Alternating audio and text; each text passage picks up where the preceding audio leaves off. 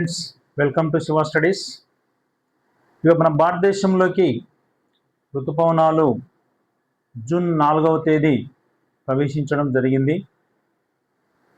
అంటే మొదట మన భారతదేశంలో కేరళ రాష్ట్రంలో ప్రవేశిస్తాయి.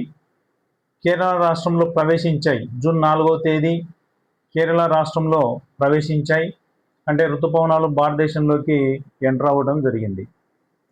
ఇక చిన్న చిన్నగా మిగతా రాష్ట్రాలకు కూడా అంటే జూన్ 2వ వారము 3వ వారం లోపల మొత్తం భారతదేశం అంతటా కూడా ఈ ఋతుపవనాలు ప్రవేశించడం జరుగుతుంది. ఇక 2వ వారంలో అంటే జూన్ 2వ వారంలో ఏపీ మరియు తెలంగాణలోకి ప్రవేశించే అవకాశం ఉంది అని చెప్పి వాతావరణ శాఖ వాళ్ళు తెలపడం జరిగింది. కాబట్టి 2వ వారంలో ఏపీలో మరియు తెలంగాణలో విస్తారంగా వర్షాలు కురిసేటువంటి అవకాశం ఉంది. ఇది మనకి ఋతుపవనాలకు సంబంధించి.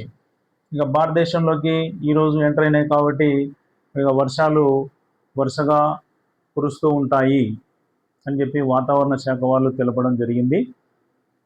సో ఇలాంటి ఇన్ఫర్మేషన్స్